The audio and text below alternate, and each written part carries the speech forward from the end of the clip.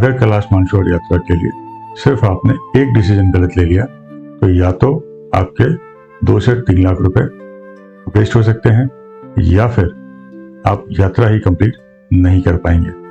और सबसे शॉकिंग बात कि 10 में से 6 लोग प्लानिंग स्टेज पे ही गलती कर देते हैं। किसी ने सस्ता पैकेज देख के बुक कर लिया तो किसी ने सोचा फिटनेस तो ठीक है, यात्रा कर ही लेंगे, और किसी ने लेट अप्लाई किया जिसकी वजह से उसे स्लॉट ही नहीं मिला। कैलाश मानसरोवर यात्रा एक ऐसी यात्रा है जहां पे गलती का कोई करेक्शन पॉसिबल नहीं है। आज मैं आपको वो सब बताऊंगा जो नॉर्मली लोग आपको नहीं बताते हैं, जैसे 2026 की रियल डेट्स क्या होंगी, रजिस्ट्रेशन का एक्चुअल सिस्टम क्या है, हेलीकॉप्टर बुकिंग का ग्राउंड ट्रूथ क्या है, और सबसे इंपॉर्टेंट कौन सा डिसीजन आपकी यात्रा बना भी सकता है और बिगाड़ भी सकता है। अगर आप सीरियसली कैलाश यात्रा प्लान कर रहे हैं तो ये वीडियो स्किप करना आपकी सबसे बड़ी गलती होगी।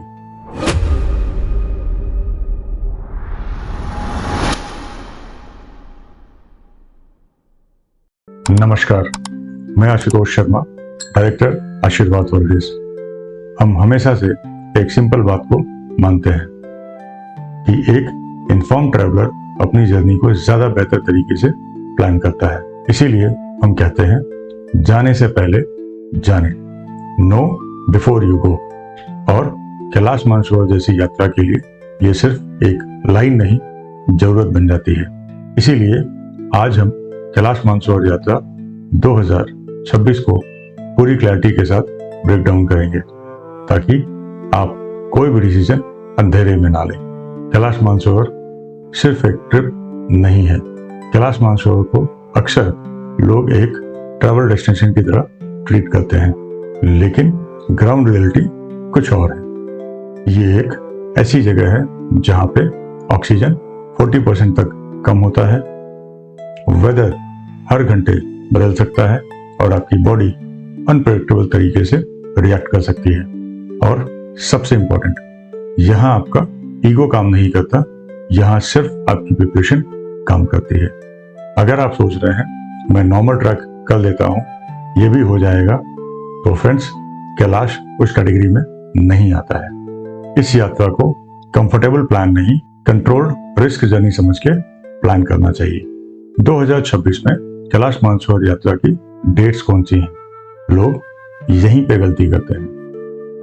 इस वक्त सबसे कॉमन क्वेश्चन है 2026 में कैलाश मानसरोवर की यात्रा कब ओपन होगी? तो आंसर सिंपल है, मई से सितंबर। लेकिन रियल प्लानिंग यहां से स्टार्ट होती है।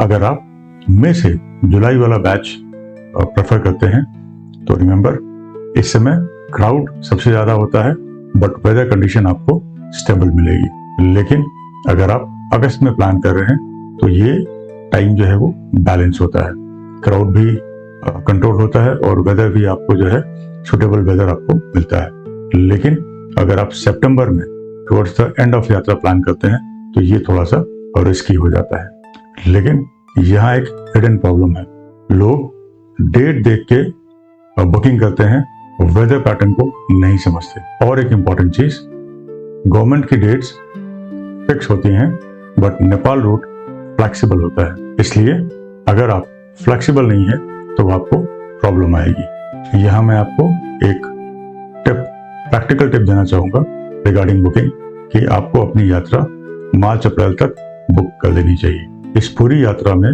कंफ्यूजन का जो मेन सोर्स है वो है रजिस्ट्रेशन प्रोसेस। ये वो सेक्शन है जहाँ पे 80% लोग कंफ्यूज हो जाते हैं। इस यात्रा को करने के लिए 2 ऑप्शन है, या तो गवर्नमेंट ऑफ इंडिया के द्वारा जो गवर्नमेंट रूट है आप उस पे जा सकते हैं, उस रूट के थ्रू अपनी यात्रा कर सकते हैं, या फिर जो नेपाल वाला रूट है। आइए 1 बाय 1 जानते हैं दोनों के बारे में। Option 1, government route. इस रूट से अगर आप अपनी यात्रा करना चाहते हैं तो इसमें सबसे पहले आपको ऑनलाइन रजिस्ट्रेशन करना होगा, medical test, strict medical test से गुजरना होगा, और प्लस वहां पे आपका जो स्लॉट है, आपका जो नाम है वो लॉटरी सिस्टम से निकाला जाता है। सो इस रूट की प्रॉब्लम क्या है कि आप कंट्रोल में नहीं है। अगर आप NRI हैं या फिक्स लीव पे हैं तो ये ऑप्शन आपके लिए रिस्की हो जाता है। वहीं ऑप्शन 2 जो नेपाल का रूट है उसमें आप डायरेक्ट बुकिंग कर सकते हैं, फास्टर कंफर्मेशन हो जाती है और जो टाइमलाइन है वो प्रेडिक्टेबल टाइमलाइन है। इस रूट में कॉस्ट ज्यादा है लेकिन सर्टेनिटी भी ज्यादा है और यहाँ एक हिडन ट्रुथ है, 70 to 80% ट्रैवलर्स ये नेपाल का रूट ही फॉलो करते हैं। यहाँ मैं आपको एक प्रैक्टिकल टिप दूंगा कि अगर आप फर्स्ट टाइम या सीनियर के साथ ट्रैवल कर रहे हैं तो certainty is more important than saving. Correct route choose करना एक गेम चेंजर इवेंट हो सकता है क्योंकि ये एक डिसीजन आपकी पूरी यात्रा को डिफाइन करता है। रूट नंबर 1 लिपू लेक जो गवर्नमेंट ऑफ इंडिया के द्वारा कनेक्ट किया जाता है। ये रूट रॉ है, टेरेन टफ है और इस रूट पे हैवी ट्रैकिंग इन्वॉल्व है। Option 2 overland trip by Nepal, इसमें रूट आपको मॉडरेट मिलता है और ट्रैकिंग भी बैलेंस है। लेकिन अगर हम थर्ड ऑप्शन की बात करें जो कि हेलीकॉप्टर रूट है वो आप जल्दी कंप्लीट करते हैं और आपकी फिजिकल जो इन्वॉल्वमेंट है वो कम होती है। यहाँ ट्रैकिंग आपको ऑलमोस्ट परिक्रमा मार्ग पे ही करनी पड़ती है जिसकी वजह से आपको फिजिकल स्ट्रेन कम होता है। लेकिन यहाँ लोग सबसे बड़ी गलती क्या करते हैं कि लोग अपनी कैपेबिलिटी नहीं अपना बजट देखकर पैकेज बुक करते हैं और फिर वो वही रिग्रेट करते हैं जो वो थर्ड डे पे रियलाइज करते हैं। ये मेरे लिए नहीं था। रूट सेलेक्ट करते वक्त 3 चीजों का ख्याल रखें। पहला एज, दूसरा फिटनेस और तीसरा टाइम फ्लेक्सिबिलिटी। अक्सर लोग ये सोचते हैं कि हेलीकॉप्टर से यात्रा करेंगे तो फास्ट हो जाएगा। यस, फास्ट है बट सिंपल नहीं। हेलीकॉप्टर रूट सबसे पॉपुलर है बट सबसे ज्यादा मिसअंडरस्टूड भी। हेलीकॉप्टर रूट में आपकी यात्रा नेपाल के नेपालगंज से शुरू होती है। आप नेपालगंज से फ्लाई करते हैं सिमिकोट के लिए, वहां से हिल्सा और फिर आगे आप तिब्बत की जर्नी स्टार्ट करते हैं। लेकिन यहाँ एक प्रॉब्लम है, हेलीकॉप्टर शेड्यूल गारंटेड नहीं है। वेदर कंडीशन की वजह से डिले कॉमन है और फ्लाइट्स होल्ड हो सकती हैं। इस रूट में जो सबसे डेंजरस अजम्पशंस लोगों की होती है कि मैं 7 दिन में यात्रा कंप्लीट करके आ जाऊंगा, लेकिन रियलिटी ये है कि आपको 1 से 2 दिन अपने पास बफर डेज जरूर रखने चाहिए। और इस रूट के लिए जो सबसे प्रैक्टिकल टिप मैं आपको देना चाहूंगा कि आप अपनी रिटर्न फ्लाइट फ्लेक्सिबल रखें और डिलेज के लिए मेंटली प्रिपेयर रहें। क्योंकि ये एक प्रीमियम यात्रा है, लोग काफी पैसे खर्च करके आते हैं, तो लोगों की स्टेज को लेकर के एक्सपेक्टेशन होती है कि हमें हर जगह लग्जरी 4 स्टार या 5 स्टार होटल अकोमोडेशन स्टेज मिलेंगे, लेकिन ऑन ग्राउंड रियलिटी कुछ और होती है। यहाँ एक्सपेक्टेशन मिसमैच है। जब तक आपका स्टे नेपाल साइड में है वहां आपको लग्जरी स्टेज मिलते हैं, प्रोवाइड किए जाते हैं, लेकिन जैसे ही आप तिब्बत सेक्शन में पहुंचते हैं तो वहां आपको स्टेज बेसिक मिलते हैं विद लिमिटेड फैसिलिटीज। तो अगर आप लग्जरी एक्सपेक्टेशन के साथ जा रहे हैं तो आपका एक्सपीरियंस डिसअपॉइंट हो सकता है। ये तो ही होटल स्टे की बात। आइए जानते हैं फूड के बारे में। फूड काफी बेसिक और सिंपल और मेन्यू रिपीटेटिव होते हैं। मैं यहाँ आप सबसे अपील करूंगा कि यहाँ एक्सपीरियंस को कंफर्ट से ना जज करें, पर्पस से जज करें कि आप किस पर्पस के लिए आए हैं, आपका इस यात्रा का उद्देश्य क्या है। इस यात्रा को करने के लिए जो मैक्सिमम एज लिमिट है वो है 70 ईयर्स।